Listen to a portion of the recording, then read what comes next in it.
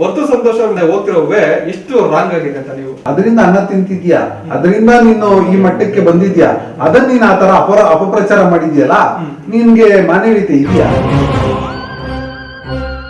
100% ಅವರು ಅನ್ಫಿಟ್.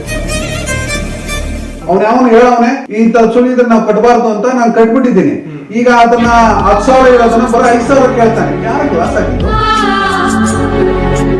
ಯಾರ್ಯಾರಿಗೋ ಕೆಲಸ ಮನೆಗಳಿಗೆಲ್ಲ ನೀವು ಹೋಗ್ಬಿಟ್ಟು ಪೂಜೆ ಮಾಡ್ತೀರ. ಆ ಬೇಡಿ ಸುಳಿ ಇದ್ರೆ ಎತ್ತುಗಳು ಬೇಡಿ ಹಾಕೊಂಡು ಜೈಲ್ಗೆ ಹೋಗ್ತಾರೆ ಅಂತೇಳಿ ನೇರವಾಗಿ ಸ್ಟೇಟ್ಮೆಂಟ್ ಕೊಟ್ಟಿದ್ಯಾ ನೀನ್ ಯಾ ಹಳ್ಳಿಕರ್ ಉಳಿಸ್ತೀಯಪ್ಪ ನೀನು?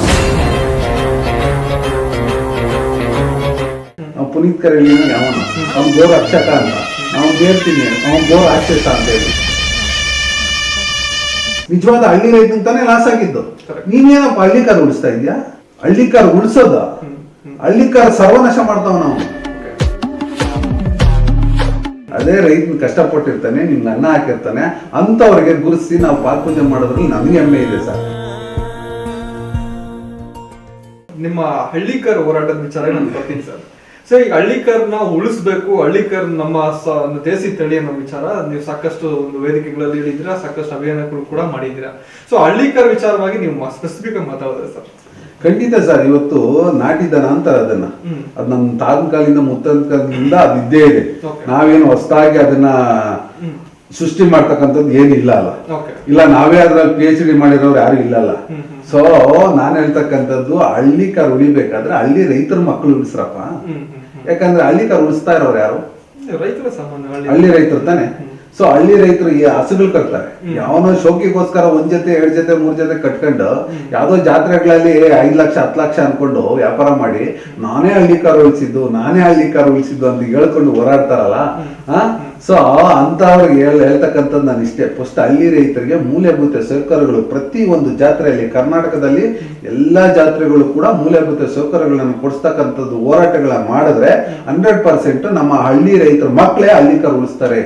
ನಿಮ್ ಪ್ರಕಾರ ಶೋಗಳು ಕೊಡೋದಕ್ಕಿಂತ ಹಳ್ಳಿ ರೈತರಿಗೆ ಸಪೋರ್ಟ್ ಮಾಡೋದ್ರಿಂದ ಹಳ್ಳಿಕಾರ್ ಉಳಿತದೆ ಅನ್ನೋದು ನಿಮ್ ವಾದ? ಖಂಡಿತ ಸರ್. ಯಾಕೆ ಅಂತ ಹೇಳ್ತೀರಾ, ಇಲ್ಲಿ ಹಸುಗಳಿಗೆ ಯಾರು ಕಟ್ತಾರೋ ಹಳ್ಳಿಗಳಲ್ಲಿ ಇರ್ತಕ್ಕಂಥ ಪ್ರದೇಶದಲ್ಲಿ ಅತಿ ಹೆಚ್ಚಾಗಿ ಕಟ್ಟೋದು. ನಮ್ಮ ಹತ್ರ ಹಳ್ಳಿ ರೈತರನ್ನ ಹತ್ರ ಅದು ಒಂದು ಗಂಡು ಕರು ಹುಟ್ಟಿರ್ತದೆ. ಅದನ್ನ ತಗೊಂಡೋಗಿ ನೀನು ಅಲ್ಲಿ ತಗೊಂಡೋಗಿ ಅದನ್ನ ಸಿಂಗಾರ ಮಾಡಿ ಮತ್ತೊಂದು ಮಾಡಿ 2 ಲಕ್ಷ ತಗೊಂಡ್ರು 4 ಲಕ್ಷ ಅಂತ ಹೇಳ್ಬಿಟ್ಟು ಅದನ್ನ ಮಾಡ್ತಕ್ಕಂಥದ್ದು. ಇಲ್ಲಿ ನಿಜವಾದ ಹಳ್ಳಿಕಾರ್ ಪಿತಾಮಹಗಳು ಯಾರು? ಹಳ್ಳಿಕಾರ್ ಪಿತಾಮಹಗಳು ಹಳ್ಳಿ ರೈತರು, ಯುವಕರು ಪಿತಾಮಹಗಳೇ ಹೊರತು ಯಾರು ಅಲ್ಲ. ಯಾಕಂದ್ರೆ ಯಾಕಂದ್ರೆ ಸಾಕೋದಿಂದ ಹಿಡಿದು ಹಸುಗಳಿಂದ ಹಿಡಿದು ಅವರು ಕಷ್ಟಪಟ್ಟು ಅವ್ರಿಗೆ ಕೂಡ ಆ ಒಂದು ಕ್ರೆಡಿಟ್ ಅವ್ರಿಗೆ ಹೋಗ್ಬೇಕು. ಯಾರೋ ಒಬ್ಬ ಸೋಷಿಯಲ್ ಮೀಡಿಯಾದಲ್ಲಿ ಬೆಂಗಳೂರು ಹತ್ರ ಐತಿ ಅಂತ ಹೇಳ್ಬಿಟ್ಟು 10 ಜನ ಕರ್ಸ್ಕೊಂಡ್ಬಿಟ್ಟು ನಾನು ಹಳ್ಳಿಕಾರ್ ಉಳಿಸ್ತಾ ಇದ್ದೀನಿ, ಬೆಳೆಸ್ತಾ ಇದ್ದೀನಿ. ಏನ್ ಸಮಯ ನೀನು ಹಳ್ಳಿಕಾರ್ ಉಳಿಸ್ತಾ ಇರೋದು? ಇನ್ನು ಇದೇ ವಿಚಾರದಾಗ ಮಾತಾಡ್ತೀನಿ ಸರ್. ಈಗ ತಾವು ಹೇಳ್ದಂಗೆ ನೀವು ಶೋಗಳು ಕೊಡೋರು ಜಾಸ್ತಿ ಆಗಿದ್ದಾರೆ ಅಂತ ಹೇಳ್ಬಿಟ್ಟು ಹೇಳ್ತಿದ್ರೆ, ಸೊ ಈ ದನಗಳ ದಲ್ಲಾಳಿಗಳಿಂದ ಆಮೇಲೆ ಈ ಸುಳಿಗಳ ವಿಚಾರವಾಗಿ ತುಂಬಾ ಮೋಸ ಆಗ್ತದೆ ರೈತರಿಗೆ ನಾವು ವಿಚಾರವಾಗಿ. ಡೈರೆಕ್ಟ್ ಆಗಿ ಹೊತ್ತು ಸಂತೋಷರಿಗೆ ನೀವು ಟಾಂಗ್ ಕೊಟ್ಟಿದ್ದೀರಿ. ಸೊ ಹೊತ್ತು ಸಂತೋಷ ಮಾಡ್ತಿರೋಂತ ಒಂದು ಹೋಗ್ತಿರೋ ಎಷ್ಟು ರಾಂಗ್ ಆಗಿದೆ ಅಂತ ನೀವು ಹೇಳ್ತೀರಿ? 100% ಅವರು ಅನ್ಫಿಟ್ ಈ ಫೀಲ್ಡ್ಗೆ ಅನ್ಫಿಟ್ ಅವರು. ಯಾಕಂದ್ರೆ ನಾನು ಹೇಳ್ತಕ್ಕಂಥದ್ದು ಅವ್ರು ಯಾಕೆ ಅನ್ಫಿಟ್ ಅಂತ ಹೇಳ್ತಿದ್ದೀನಿ ನೋಡಿ. ನಾನು ಹಳ್ಳಿಕಾರ್ ಉಳಿಸ್ತೀನಿ ಅಂತಾನೆ ಒಂದು ವಿಡಿಯೋ ತಾವು ನೋಡಿದ್ದೀರಾ? ಹಳ್ಳಿಕಾರ್ ಬಗ್ಗೆ, ನಮ್ಮ ದೇಶೀಯ ತಳಿ ಬಗ್ಗೆ, ಒಂದು ಗೋಮಾತೆ ನಾವು ಪೂಜೆ ಮಾಡ್ತೀವಿ, ಅದ್ರ ಬಗ್ಗೆ ಯಾವ ತರ ಅಪಪ್ರಚಾರ ಮಾಡಿದ್ದಾರೆ, ಯಾವ ತರ ಇದು ಮಾಡಿದ್ದಾರೆ ಅಂತ ತಮ್ಗೆಲ್ಲ ಗೊತ್ತಿರ್ತಕ್ಕಂಥದ್ದು ನೋಡಿದ್ದೀನಿ. ಅದ್ರ ಬಗ್ಗೆ ದೊಡ್ಡದಾಗಿ ಧ್ವನಿನೇ ಗುಡಿಸಿದ್ದೀನಿ. ಯಾಕಂದ್ರೆ ಒಬ್ಬ ಬೇಡಿ ಸುಳಿ ಅಂತ ಒಬ್ಬ ಮನುಷ್ಯ ಹೇಳ್ತಾನೆ, ಆ ಬೇಡಿ ಸುಳಿ ಇದ್ರೆ ಎತ್ತುಗಳು ಬೇಡಿ ಹಾಕೊಂಡು ಜೈಲ್ಗೆ ಹೋಗ್ತಾನೆ ಅಂತೇಳಿ ನೇರವಾಗಿ ಸ್ಟೇಟ್ಮೆಂಟ್ ಕೊಟ್ಟಿದ್ಯಾ ನೀನ್ ಯಾ ಹಳ್ಳಿಕಾರ್ ಉಳಿಸ್ತೀಯಪ್ಪ ನೀನು? ಅದ್ರ ಜೊತೆಗೆ ಗುಂಡಿಗೆ ಸುಳಿ ಏನಿದೆ, ಗುಂಡಿಗೆ ಕೆಟ್ಟಾಗುತ್ತೆ ಅಂತ ಹೇಳ್ತೀಯಲ್ಲ, ನೀನ್ ಯಾ ಗೋ ಸಾಕೋನು ನೀನು? ಗೋ ರಾಕ್ಷಸ ಅಂತ ಹೇಳ್ತೀನಿ. ಅವ್ನ ಹೇಳವನೆ ಪುನೀತ್ ಕರೆಯಲ್ಲಿ ಯಾವನ ಅವ್ನು ಗೋ ರಕ್ಷಕ ಅಂತ, ನಾವು ಹೇಳ್ತೀನಿ ಅವ್ನು ಗೋ ರಾಕ್ಷಸ ಅಂತ ಹೇಳ್ತೀನಿ. ನೇರವಾಗಿ ಗೋ ರಾಕ್ಷಸ ಬಂದು ಕುತ್ಕೊಳ್ಳಿ, ನಮ್ಮ ಮುಂದೆ ಡಿಬೇಟ್ ಅನೇಕ ಮಾಧ್ಯಮಗಳಿದಾವೆ, ಕರೀಲಿ ಕುತ್ಕೊಳ್ಳಿ, ನಾವು ಕುತ್ಕೊಂತೀವಿ. ಅರ್ಥ ಆಯ್ತಾ? ಅವ್ನು ಗೋ ರಾಕ್ಷಸ ಅಂತಾನೆ ಹೇಳ್ತೀನಿ ನಾವು. ಗ್ರೂಪ್ ಪ್ರವೇಶಗಳಾಗ್ಬಿಟ್ಟು ದಿನನಿತ್ಯ ನಾವು ಪೂಜೆ ಮಾಡ್ತೇವೆ ಅಂತ. ಅದನ್ನ ನೀನು ಅದರಿಂದ ಅನ್ನ ತಿಂತಿದ್ಯಾ, ಅದರಿಂದ ನೀನು ಈ ಮಟ್ಟಕ್ಕೆ ಬಂದಿದ್ಯಾ, ಅದನ್ನ ನೀನ್ ಆತರ ಅಪಪ್ರಚಾರ ಮಾಡಿದ್ಯಲ್ಲ, ನಿನ್ಗೆ ಮಾನವೀಯತೆ ಇದೆಯಾ? ಮನೆ ಐತೆ ಇದೆಯಾ, ಹಂಗಾದ್ರೆ ನೀನ್ ಏನ್ಕೋದೆ ಜೈಲಿಗೆ? ಆಯ್ತಪ್ಪ ನೀನ್ ಹೇಳಿದ್ಯಾ ಅದನ್ನ ಕಟ್ಟಬಾರ್ದು ಅಂತ ಹೇಳಿ, ಅದು ನಾನೊಬ್ಬ ಕಟ್ಟಲ್ಲ ಅಂತ ಹೇಳಿದ್ರೆ ಆಯ್ತು, ಯಾರು ಕಟ್ಬೇಡ್ರಿ ಅಂತ ಏನ್ ಮೆಸೇಜ್ ಕೊಟ್ಟೆ ನೀನು? ಅದರಿಂದ ಯಾರಿಗೆ ಲಾಸ್ ಆಗಿರೋದು? ಒಂದು ಮೂಢನಂಬಿಕೆಯನ್ನು ಸೃಷ್ಟಿ ಮಾಡ್ತಾ ಇದ್ದಾರೆ. ಮೂಢನಂಬಿಕೆ. ನಾವು ಇಲ್ಲಿಂದ ಚಂದ್ರಲೋಕಕ್ಕೆ ಹೋಗ್ತೀವಿ, ವಿಜ್ಞಾನ ಎಲ್ಲಿದೆ ಇವತ್ತು? ವಿಜ್ಞಾನ ಏನ್ ಹೇಳ್ತದೆ ನಮ್ಗೆ ಇವತ್ತು? ಮೂಢನಂಬಿಕೆ ಅಲ್ಲ ಸರ್, ಅದರಿಂದ ನೇರವಾಗಿ ನಮ್ಮ ರೈತರ ಹೊಟ್ಟೆ ಮೇಲೆ ಬೀಳ್ತಾ ಇದೆ. ಅದು ಹಳ್ಳಿ ರೈತರ ಮಕ್ಕಳ ಹೊಟ್ಟೆ ಮೇಲೆ ಬೀಳ್ತಾ ಇದೆ, ಅದು ಇಂಪ್ಯಾಕ್ಟ್ ಆಗ್ತಾ ಇದೆ ಇವತ್ತು.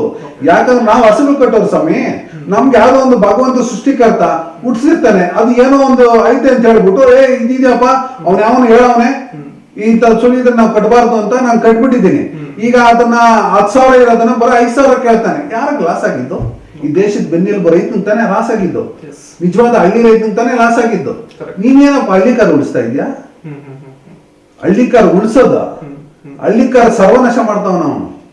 ಹಳ್ಳಿಕಾರನ ಉಳಿಸೋದಕ್ಕೆ ತಾವೇನೇನೆಲ್ಲ ಮಾಡ್ತಿದೀರಿ ಅಂತ ನೇರವಾಗಿ ಯಾರಾದ್ರೂ ಕೇಳಿದ್ರೆ ಅಥವಾ ನಾನೇ ಕೇಳ್ತಾ ಇದ್ರೆ ಏನ್ ಹೇಳ್ತೀರಾ? ಖಂಡಿತ ಸರ್, ಇವತ್ತು ಹಳ್ಳಿ ಕಾರ್ ಉಳಿಸ್ಬೇಕಾದ್ರೆ ಹಳ್ಳಿ ರೈತರು ಮಕ್ಕಳನ್ನ ಉಳಿಸ್ಬೇಕು ಫಸ್ಟ್. ನಾನು ಹಳ್ಳಿ ಕಾರ್ ಸಾಕ್ತಕ್ಕಂತ ರೈತರಿಗೆ ಏನೆಲ್ಲ ಮೂಲಭೂತ ಸೌಕರ್ಯಗಳು ಕೊಡ್ಬೋದು ಇಡೀ ರಾಜ್ಯದಲ್ಲಿ ಅನೇಕ ಜಾತ್ರೆಗಳಲ್ಲಿ, ಸೊ ಅದ್ರ ಬಗ್ಗೆ ಧ್ವನಿಗೂಡಿಸಿ. ಈಗ ಉದಾಹರಣೆಗೆ ನಮ್ಮ ಘಾಟಿಯಲ್ಲಿ ತಮ್ಗೆ ಗೊತ್ತಿರ್ತಕ್ಕಂಥದ್ದು ಉಚಿತವಾಗಿ ಹುಲ್ ಕೊಡುವಂತ ವ್ಯವಸ್ಥೆ, ಉಚಿತವಾಗಿ ಟೋಲು. ಯಾಕಂದ್ರೆ ರೈತ ಕಷ್ಟಪಟ್ಟು ಅಲ್ಲಿಂದ ತಗೋ ಬರ್ತಾನೆ. ಎಲ್ಲಾರು ಶ್ರೀಮಂತರ ಇರಲ್ಲ ಸರ್, ನಮ್ಮಂತ ಹಳ್ಳಿ ರೈತರ ಮಕ್ಕಳು ಅನೇಕ ಜನ ಇಂದಾನೆ ಇವತ್ತು ಜಾತ್ರೆಗಳು ಉಳಿತಾ ಇರೋದು. ಶ್ರೀಮಂತರು ಏನೋ ಒಂದ್ 10 ಪೆಂಡಾಗಳು ಹಾಕ್ಬಿಡ್ತಾರೆ, ಜುಮ್ಮಾಗಿ ಒಂದ್ 10 ಜನ 20 ಜನ ಇರ್ತಾರೆ, ಹೊರಟೋಗ್ತಾರೆ. ಅವರಲ್ಲ ನಿಜವಾದ್ರೆ ಕಷ್ಟಪಟ್ಟು ಅಗಲೆಲ್ಲ ಬೆಳೆಸಿರ್ತಕ್ಕಂಥ ಹಳ್ಳಿಕಾರನ ಹಳ್ಳಿ ರೈತರು. ಸೊ ಅವರಿಗೆ ಮೂಲಭೂತ ಸೌಕರ್ಯಗಳು ಕೊಡ್ಬೇಕಾದ್ರೆ ಒಂದು ಟೋಲ್ ಫ್ರೀ ಆಗಿರ್ಬೋದು ಬರ್ತಕ್ಕಂಥ ಎತ್ತುಗಳಿಗೆ, ಅದ್ರ ಜೊತೆಗೆ ಬರ್ತಕ್ಕಂಥ ಟೆಂಪೋಗಳು ಕೂಡ ನಮ್ಮ ರೈತರ ಮೇಲೆ ಆಗ್ತಕ್ಕಂಥದ್ದು.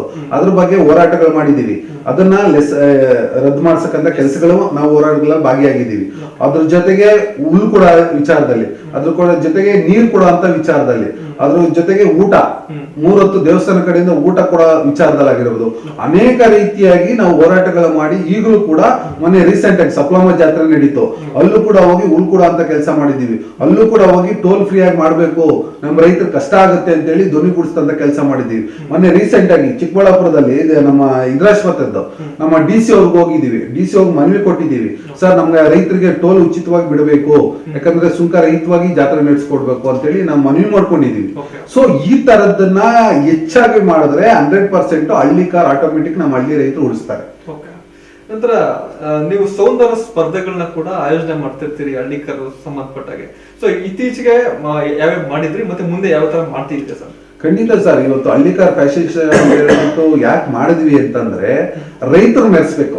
ಯಾಕಂದ್ರೆ ರೈತ ಕಷ್ಟಪಟ್ಟಿರ್ತಾನೆ, 24x7 ಕಷ್ಟಪಟ್ಟಿರ್ತಾನೆ, ಅವ್ರಿಗೊಂದು ವೇದಿಕೆ ಬೇಕು. ಈಗ ಯಾರ್ಯಾರೋ ವೇದಿಕೆಗಳು, kabaddi tournament, cricket tournament etcetera ನಾವು ನೋಡಿರ್ತೀವಿ. ಅಂತ ಯಾವ dog fashion show, women's fashion show ಯಾವ್ಯಾವ ಮಾಡ್ತಾರೆ. ಸೊ ರೈತರು ಕಷ್ಟಪಟ್ಟಿರ್ತಾರೆ, ಪಂಚೆ ಉಟ್ಕೊಂಡು ಅವನ ಒಂದು ಸಂಸ್ಕೃತಿಯಲ್ಲಿ ಒಂದು ರ್ಯಾಂಪ್ ಮೇಲೆ ನಮ್ಮ ರೈತರ ಎತ್ತುಗಳನ್ನ ಇಟ್ಕೊಂಡು ಶೋ ಮಾಡಿದಾಗ ಏನಾಗುತ್ತೆ ಅಂದ್ರೆ ಅವ್ರಿಗೊಂದು ಕಷ್ಟಪಟ್ಟಿರ್ತಕ್ಕಂಥದ್ದು ಒಂದು ಪ್ರತಿಫಲ ಸಿಗುತ್ತಪ್ಪ. ಯಾರೋ ಒಬ್ರು ನಮ್ಮಂತವ್ರ ಕಾರ್ಯಕ್ರಮ ರೂಪಿಸಿ ಈ ತರ ನಮ್ಗೆ ಗೌರವ ಕೊಡ್ತಾರಲ್ಲ, ಆ ಒಂದು ಮನ್ಸಲ್ಲಿ ಅವ್ರು ಅನ್ಕೊಂಡು ಆ ಒಂದು ಕಾರ್ಯಕ್ರಮಗಳಿಗೆ ನೆಕ್ಸ್ಟ್ ವರ್ಷಕ್ಕೆ ಇನ್ನೂ ಹೆಚ್ಚಾಗ್ತದೆ. ನಮ್ಮ ರೈತರಿಗೆ ವೇದಿಕೆಗಳು ಅತಿ ವಿರಳ. ಈ ಜಾತ್ರೆಗಳಲ್ಲಿ ಇರೋದೇ ರೈತರಿಗೋಸ್ಕರ. ಯಾರನ್ನೋ ಸ್ಟಾರ್ನ್ ಕರ್ಕ ಬಂದು ನೋಡಿದ್ರ 4 ಕಿಲೋಮೀಟರ್ ಜಾಮ್ ಮಾಡಿಸ್ದೆ, 10 ಕಿಲೋಮೀಟರ್ ಜಾಮ್ ಮಾಡಿಸ್ದೆ ಅಂತಲ್ಲ ಸರ್. ಈ ಸದ್ಯ ಜಾತ್ರೆಯಲ್ಲಿ ನಮ್ಮ ಘಾಟಿ ಸುಬ್ರಹ್ಮಣ್ಯಲ್ಲಿ ರೈತರ ಮೆರವಣಿಗೆ ಎಂದಿದ್ದಕ್ಕೆ ಸುಮಾರು ಕಿಲೋಮೀಟರ್ ಗಟ್ಟಲೆ ಜಾಮು ಸಂಜೆ ಆಯ್ತು, 5-6 ಗಂಟೆ ಆಯ್ತು ಮೆರವಣಿಗೆ ಮಾಡೋದು. ಸೊ ಹಂಗೆ ಏನಾಗತ್ತಂದ್ರೆ ಇದೇ ಸ್ಟಾರ್ಗಿಂತ ನಮ್ಮ ರೈತರೇ ಅಂದ್ರೆ ನಾಟಕ ಮಾಡ್ತಾರಲ್ಲ ಪರದೆ ಮೇಲೆ, ಅವ್ರಿಗಿಂತ ನಮ್ಮ ರೈತರೇ ನಿಜವಾದ ಸ್ಟಾರ್. ಸೊ ಆ ದೃಷ್ಟಿಯಿಂದ ಇವತ್ತು ನಮ್ಮ ರೈತ ನಮ್ಮ ಸ್ಟಾರ್ ಅಂತೇಳಿ ಕರೆಸಿ ಅವ್ರಿಗೆ ಇಡೀ ರಾಜ್ಯದಲ್ಲಿ ಎಲ್ಲೂ ಕೂಡ ಜಾತ್ರೆಗಳಲ್ಲಿ ನಮ್ಮ ರೈತರಿಗೆ ಆಪಲ್ ಹಾರ ಯಾರನ್ನ ಹಾಕಿದ್ರೆ, ಯಾರೋ ರಾಜಕಾರಣಿಗಳು ಹಾಕ್ತಾರೆ, ಯಾರು ನಟನೆ ಮಾಡ್ತಾರಲ್ಲ ಅಂತವ್ರಿಗೆ ಹಾಕ್ತಾರೆ. ಆದ್ರೆ ನಿಜವಾದ ನಮ್ಮ ರೈತನ ಸ್ಟಾರ್ ಅಂತ ಹೇಳ್ಬಿಟ್ಟು ಇವತ್ತು ಆಪಲ್ ಹಾರ ಹಾಕಿ ಅವ್ರಿಗೆ ಮೆರವಣಿಗೆ, ಬೆಳ್ಳಿ ರಥದಲ್ಲಿ ಮೆರವಣಿಗೆ ಮಾಡಿಸ್ತಕ್ಕಂಥ ಕೆಲಸ ಆಯ್ತು. ಯಾಕೆ ಇವೆಲ್ಲ ಮಾಡ್ತೀವಿ ಅಂದ್ರೆ ರೈತರಿಗೋಸ್ಕರ ಇದು ಒಂದು ಒಳ್ಳೆ ವೇದಿಕೆ. ಅದ್ರ ಜೊತೆಗೆ ಇದೇ ತರ ಎಲ್ಲ ಕಡೆ ಆಗ್ಲಿ ಅನ್ನೋದೇ ನಮ್ಮೆಲ್ಲರ ಆಸೆ. ಅವಾಗ ಒಬ್ಬ ರೈತರಿಗೆ ಈ ದೇಶದ ಬೆನ್ನೆಲುಬು ಅನ್ನೋ ಒಂದು ಮಾತುಗೆ ಒಂದು ಬೆಲೆ ಸಿಗುತ್ತೆ. ಸೊ ಇದ್ರ ಜೊತೆಗೆ ಇನ್ನೊಂದು ತುಂಬಾ ಗಮನ ಸೆಳೆದ ವಿಚಾರ ಏನಂತಂದ್ರೆ ಅದೇ ಜಾತ್ರೆಯಲ್ಲಿ ರೈತರಿಗೆ ಸನ್ಮಾನ ಜೊತೆಗೆ ಒಂದು ಪಾದ ಪೂಜೆ ತರನು ಕೂಡ ನೀವು ಮಾಡಿದ್ರಿ. ಸೊ ಇದ್ರದ ಒಂದು ಕಾನ್ಸೆಪ್ಟ್ ಏನಂತ? ಖಂಡಿತ ಸರ್, ಇವತ್ತು ನಾವು ಯಾವ ಸ್ವಾಮೀಜಿಗಳಿಗೋ ನಾವು ಗುರುಜಿಗಳಂತ ಹೇಳ್ತಾರೆ. ಈಗ ಯಾವ್ದೋ ಒಂದು ಶಾಸ್ತ್ರ ಹೇಳೋದು ಮತ್ತೊಂದು ಮುಗ್ದವ್ರಿಗೆ ಪಾದ ಪೂಜೆ ಮಾಡಿ ದೊಡ್ಡದಾಗಿ ಬಿಹೇವಿಯರ್ ಮಾಡ್ತಾರೆ. ಸೊ ರೈತರು ಕಷ್ಟಪಟ್ಟಿರ್ತಾರೆ 24x7 ಬೆವರು ಸುರಿಸಿ. ನಿಜವಾದ ಇಲ್ಲಿ ಅನ್ನದಾತ ಯಾರಪ್ಪ? ಅನ್ನ ಕೊಡೋನೆ ಅಂತಾನೆ ಅನ್ನದಾತ. ಸೊ ಅನ್ನದಾತ ನೀವು ಪಾದ ಪೂಜೆ ಮಾಡಿದಿರಾ, ಯಾರ್ಯಾರಿಗೋ ಕಲ್ಸಾಮಿಗಳಿಗೆಲ್ಲ ನೀವು ಹೋಗ್ಬಿಟ್ಟು ಕೆಲವೊಬ್ರು, ಎಲ್ಲಾರು ಅಂತ ನಾನು ಹೇಳಲ್ಲ, ಕೆಲವೊಬ್ರಿಗೆಲ್ಲ ಹೋಗ್ಬಿಟ್ಟು ಪಾದ ಪೂಜೆ ಮಾಡ್ತೀರಾ. ಅದ್ರಲ್ಲಿ ಏನ್ ಸುಖ ಐತೆ? ಅದೇ ರೈತನ ಕಷ್ಟಪಟ್ಟಿರ್ತಾನೆ, ನಿಮ್ಗೆ ಅನ್ನ ಹಾಕಿರ್ತಾನೆ, ಅಂತವ್ರಿಗೆ ಗುರುಸಿ ನಾವು ಪಾದ ಪೂಜೆ ಮಾಡೋದ್ರಲ್ಲಿ ನನ್ಗೆ ಹೆಮ್ಮೆ ಇದೆ ಸರ್. ಯಾರಿಗಿದೋ ಇಲ್ಲ ಗೊತ್ತಿಲ್ಲ, ಇಡೀ ರಾಜ್ಯದಲ್ಲ ಇವತ್ತು ದೇಶದ ಪ್ರಧಾನಿ ಗುರ್ತಿ ಆ ಕೆಲಸ ಮಾಡಿಲ್ಲ. ಯಾರಿಗೆ ಮಾಡವ್ರೆ? ರೈತ ದೇಶದ ಬೆನ್ನೆಲುಬು. ರೈತರಿಗೂ ಸೈನಿಕರು ನಾವು ಏನೋ ಹೇಳ್ತೀವಿ, ದೇಶದ ಬೆನ್ನೆಲುಬು ರೈತ ಸೈನಿಕ. ಯಾರು ಮಾಡವ್ರೆ ರೈತರಿಗೂ ಮತ್ತು ಸೈನಿಕರು ಪಾದ ಪೂಜೆ? ಯಾರು ರಾಜಕಾರಣಿಗಳು ಮಾಡಿದ್ದಾರೆ? ಯಾವ ಕೆಲವರು ಕೆಲಸಗಳಿಗೆಲ್ಲ ಪೂಜೆ ಮಾಡ್ತಾರೆ. ಸೊ ನಂತರ ಇತ್ತೀಚಿನ ದಿನಗಳಲ್ಲಿ ಎಲ್ಲಾ ಕಡೆನೂ ಸೀಮೆ ಹಸುಗಳ ಹಾವಳಿ ತುಂಬಾ ಹೆಚ್ಚಾಗಿದೆ. ಮೀನ್ಸ್ ಅದು ಸಾಕಷ್ಟು ತಪ್ಪು ಅಂತ ಹೇಳಕ್ ಆಗ್ತಿಲ್ಲ, ಬಟ್ ಹಳ್ಳಿ ಕರ್ತಳಿ ಒಂದ್ ಕಡೆ ಕ್ಷೀಣಿಸ್ತಾ ಇದೆ. ಈ ಕಡೆ ಸೀಮೆ ಹಸುಗಳ ಒಂದು ಜಾಸ್ತಿ ಮೈಸುವಂತ ಒಂದು ಪದ್ಧತಿ ಜಾಸ್ತಿ ಆಗ್ತಾ ಇದೆ.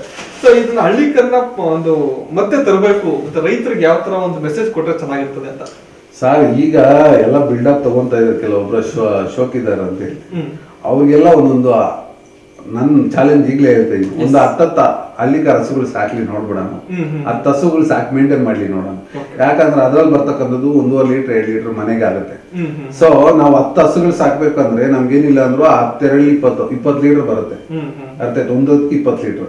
ಅದೇ ನೀನ್ 10 ಹಸು HF ತಗೊಂಡ್ರೆ ಏನಿಲ್ಲ ಅಂದ್ರು 100 ಲೀಟರ್ ಮೇಲೆ ಕೊಡ್ತದೆ. ಯಾಕಂದ್ರೆ 20 ಲೀಟರ್, ಒಂದ್ ಹಸು 20 ಲೀಟರ್ ಕೊಡುತ್ತೆ ಅನ್ಕೊಳ್ಳಿ. ಸೊ ಅದರಿಂದ ಏನಾಗುತ್ತದೆ, ರೈತರಿಗೆ ಆರ್ಥಿಕವಾಗಿ ಬಲ ಕೊಡ್ತದೆ. ಈಗ ನಾವು ಸುಮ್ಮನೆ ನಾವ್ ಹೇಳ್ತಕ್ಕಂಥದ್ದು ತೋಟದಲ್ಲಿ ಬೀನ್ಸು ಅದಕ್ಕೆ ಬೆಲೆ ಸಿಗಲ್ಲ, ಬೆಂಬಲಿತ ಬೆಲೆ ಸಿಗಲ್ಲ. ಸೊ ಹೈನುಗಾರಿಕೆ ಸಂಬಂಧಪಟ್ಟ ಜೊತೆಯಲ್ಲಿ ಮಾಡ್ತಕ್ಕಂಥದ್ದನ್ನ ಇದು ಒಂದು ಗ್ಯಾರಂಟಿ ಅಮೌಂಟ್ ನಮ್ಗೆ, ಯಾಕಂದ್ರೆ ಪರ್ಫೆಕ್ಟ್ ಬರುತ್ತೆ ಇದು. ಸೊ ಇದು ಬಂದಾಗ ಏನಾಗುತ್ತೆ, ನಾವು ಅದನ್ನ ಯುಟಿಲೈಸ್ ಮಾಡ್ಕೊಂಡು ಆರ್ಥಿಕವಾಗಿ ಸ್ಕೂಲ್ ಫೀಸು, ಮಕ್ಕಳದು ಮದುವೆ, ಮತ್ತೊಂದು ಎಲ್ಲ ಮಾಡಬಹುದು. ಆದ್ರಿಂದ ಅತಿ ಹೆಚ್ಚಾಗಿ ನಾವು HF ಗೆ ಹೋಗ್ತೀವಿ. ಅದ್ರ ಜೊತೆಗೆ ನಾಟಿ ಹಸು ಮೇಯಿಸ್ಕೊಳ್ಳೋದಕ್ಕೆ